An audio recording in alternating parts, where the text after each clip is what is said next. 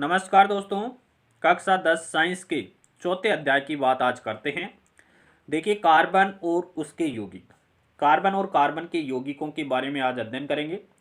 देखिए, कार्बन है वो एक महत्वपूर्ण तत्व है। कार्बन क्या है? एक महत्वपूर्ण तत्व है जो सभी जीवों और हमारे उपयोग में आने वाली वस्तुओं का आधार है।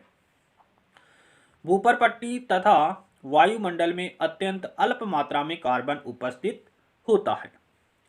कार्बन परमाणु चतुसंयोजी होता है, यानी इसकी संयोजकता है वो कितनी होती है? 4 होती है। तथा इसमें श्रृंखलन की प्रवृत्ति होती है। श्रृंखला बनाने का इसमें गुण पाया जाता है। ये दो इसके मुख्य गुण हैं कि कार्बन की संयोजकता 4 होती है और इसमें श्रृंखला यानी एक चेन, लंबी चेन बनाने की प्रवृत्ति कार्बन के अंदर पाई जाती है। और इसी कारण से ये क्या करता है? बहुत सारे कंपाउंड यानी यौगिक बनाता है। अपने बाहरी कोषों को पूर्ण रूप से भरने के लिए परमाणु सहसंयोजी बंध बनाते हैं। अपने बाहरी कोष है उनको पूर्ण रूप से भरने के लिए परमाणु क्या करता है? सहसंयोजी बंध का निर्माण करता है। दो परमाणुओं के बीच एक इलेक्ट्रॉन युग्म की साझेदारी से बने बंध को क्या कहते हैं? सहसंयोजी बंध कहते हैं। सहसंयोजी बंध किसको कहेंगे? दो परमाणुओं के बीच में एक इलेक्ट्रॉन युग्म का मतलब ये एक इलेक्ट्रॉन युग्म है। संख्या की बात करें तो 2 इलेक्ट्रॉन की अगर साझेदारी होती है और उस साझेदारी से जो बंध बनता है उसको सहसंयोजी बंध कहते हैं। आगे देखिए, कार्बन अपने या अन्य तत्वों के साथ जैसे hydrogen, oxygen, sulphur, nitrogen, chlorine के साथ सहसंयोजी बंध बनाता है। कार्बन किसके साथ? हाइड्रोजन, ऑक्सीजन, सल्फर, नाइट्रोजन और क्लोरीन के साथ किस प्रकार का बॉन्ड बनाता है? सहसंयोजी बंध बनाता है। कार्बन परमाणु के मध्य बंध होता है वो अत्यधिक प्रबल होता है। कार्बन के मध्य जो बंध बनता है वो अत्यधिक प्रबल बंध होता है। सहसंयोजी आबंध वाले अणुओं के भीतर तो क्या होता है? प्रबल बंध होता है, लेकिन इनका जो अंतरा अणुक आकर्षण बल है वो दुर्बल होता है। क्या बात बोली कि सहसंयोजी बंध वाले अणुओं के भीतर तो क्या होता है? प्रबल बंध होता है, लेकिन इनका जो अंतराणुक आकर्षण बल है वो दुर्बल होता है। इसलिए इन यौगिकों के, कौन से यौगिकों के? सहसंयोजी यौगिकों के गलनांक और क्वथनांक है वो कम होते हैं।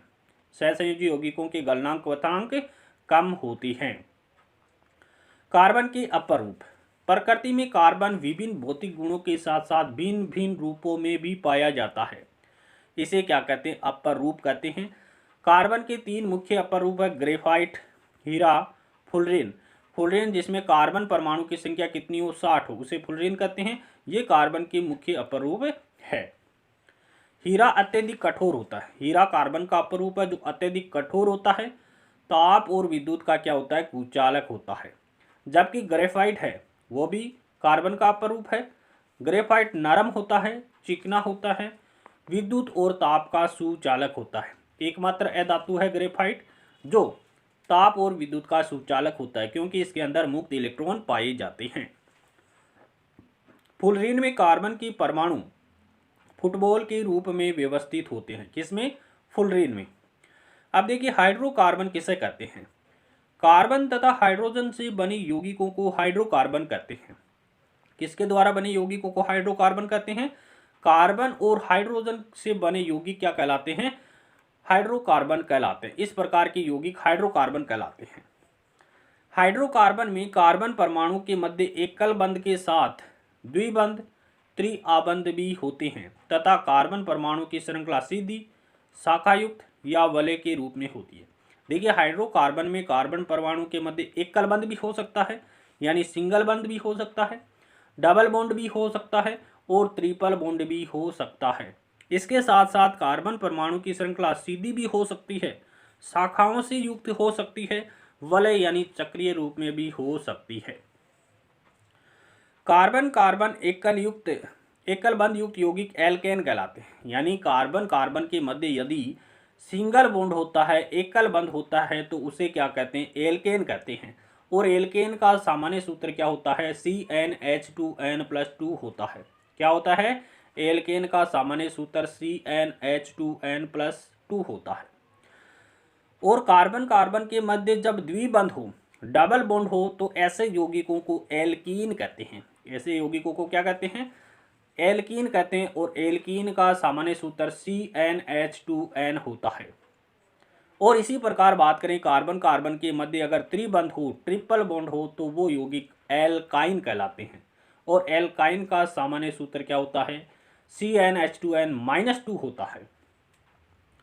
कार्बन परमाणु के बीच केवल एक आबंध से जुड़े कार्बन के यौगिक संतृप्त यौगिक कहलाते हैं।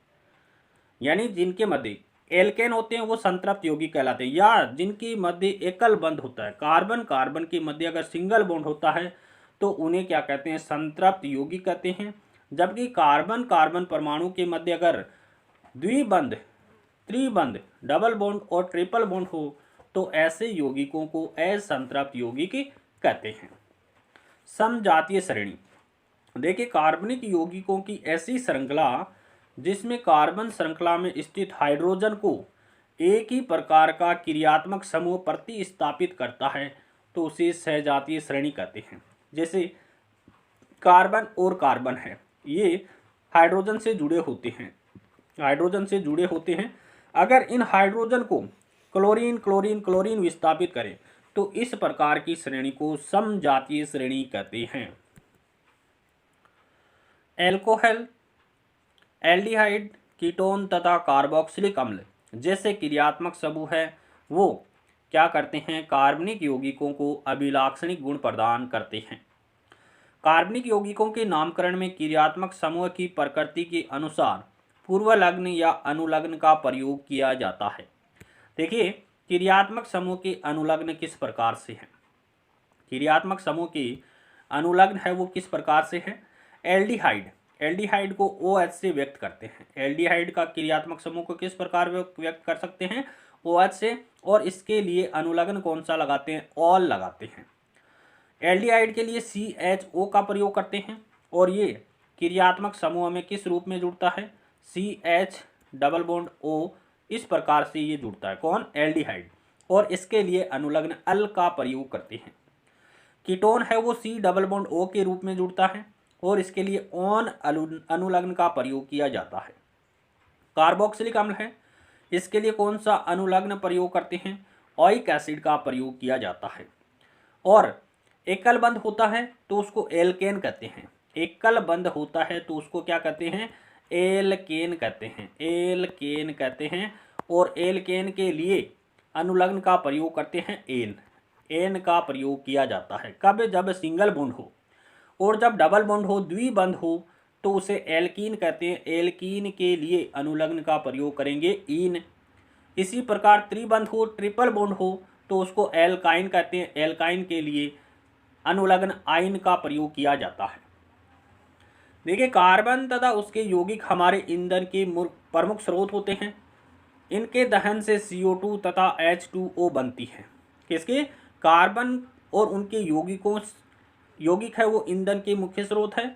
और जब इनका दहन होता है तो CO2 और जल बनता है तथा ऊष्मा एवं प्रकाश प्राप्त होता है। अब देखिए, संतृप्त हाइड्रोकार्बन का दहन होता है तो स्वच्छ ज्वाला निकलती है। कैसे? हाइड्रोकार्बन संतृप्त अर्थात एल्केन का जब दहन होता है तो किस प्रकार की ज्वाला निकलती है? स्वच्छ ज्वाला निकलती है। जब सिंगल बॉन्ड वाले कार्बनिक यौगिकों का दहन होता है तो स्वच्छ ज्वाला निकलती है। जबकि असंतृप्त कार्बनिक यौगिक यानी डबल बॉन्ड और ट्रिपल बॉन्ड कह सकते हैं, एल्कीन और एल्काइन का जब दहन होता है तो अत्यधिक काले धुएं वाली पीली ज्वाला निकलती है। कुछ पदार्थों में अन्य पदार्थों को ऑक्सीजन देने की क्षमता होती है। कुछ पदार्थ ऐसे होते हैं जो अन्य पदार्थों को ऑक्सीजन दे देते हैं और ऐसे पदार्थ के क्या कहलाते हैं? ऑक्सीकारक कहलाते हैं। असंतृप्त हाइड्रोकार्बन में संकलन अभिक्रियाएं होती है। असंतृप्त हाइड्रोकार्बन अर्थात एल्कीन और एल्काइन में किस प्रकार की अभिक्रियाएं होती हैं? संकलन अभिक्रियाएं होती हैं। जबकि संतृप्त हाइड्रोकार्बन एल्केन में प्रतिस्थापन अभिक्रियाएं संपन्न होती है। संकलन अभिक्रिया की बात करें तो C डबल बॉन्ड C और R क्रियात्मक समूह यहाँ पर जोड़ा गया है। जब ये हाइड्रोजन की उपस्थिति में और निकल उत्प्रेरक की उपस्थिति में रिएक्शन करते हैं तो यहाँ से जो डबल बॉन्ड है वो सिंगल बॉन्ड में परिवर्तित हो जाता है और यहाँ पर H जुड़ जाता है। इस H को हम इस प्रकार से भी जोड़ सकते हैं यहाँ से हटा करके, तो ये बन जाता है।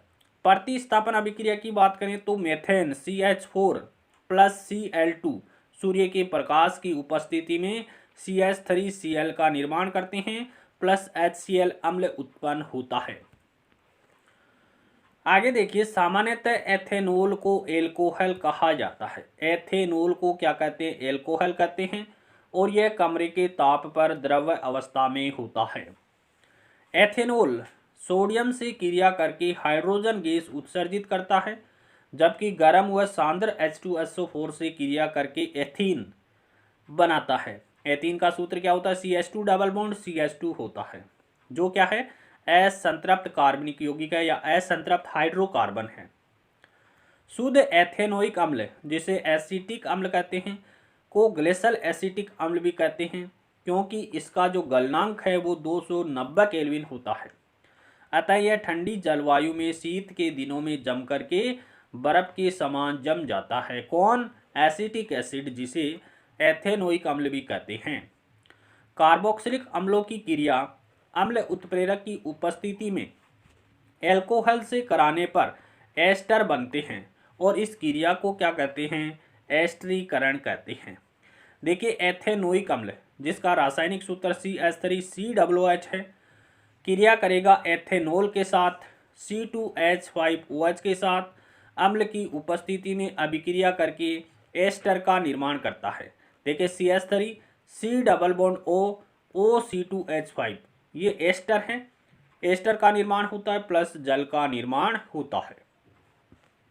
एस्टर की क्रिया जलीय सार से कराने पर संगत अम्ल का लवण बनता है। इस क्रिया से साबुन बनाया जाता है, इसलिए इसे साबुनीकरण कहते हैं। एसिटिक अम्ल NaOH, Na2CO3 सोडियम कार्बोनेट तथा NaHCO3 सोडियम बाइकार्बोनेट से क्रिया करके लवण बनाता है। साबुन के अणु लंबी श्रृंखला वाले कार्बोक्सिलिक अम्लों के सोडियम एवं पोटेशियम लवण होते हैं। साबुन क्या होते हैं? साबुन के जो अणु होते हैं वो लंबी श्रृंखला वाले कार्बोक्सिलिक अम्लों के सोडियम एवं पोटेशियम लवण होते हैं, जबकि अपमार्जक है वो सामान्यतः लंबी कार्बन श्रृंखला वाले सल्फोनिक अम्ल अथवा लंबी कार्बन श्रृंखला वाले अमोनियम लवण होते हैं, जो क्लोराइड या ब्रोमाइड आयनों के साथ बनते हैं। साबुन तथा अपमार्जक तेलीय मेल का पायस यानी इमल्सन बना करके उसको पृथक कर देते हैं। साबुन कठोर जल के साथ क्रिया नहीं करता है, जबकि अपमार्जक है वो कठोर जल में भी कार्य करता है। साबुन एवं अपमार्जक की क्रिया है वो अणुओं में जल रागी यानी जल स्नेही तथा जल विरागी जल विरोधी समूह की उपस्थिति पर आधारित होती है।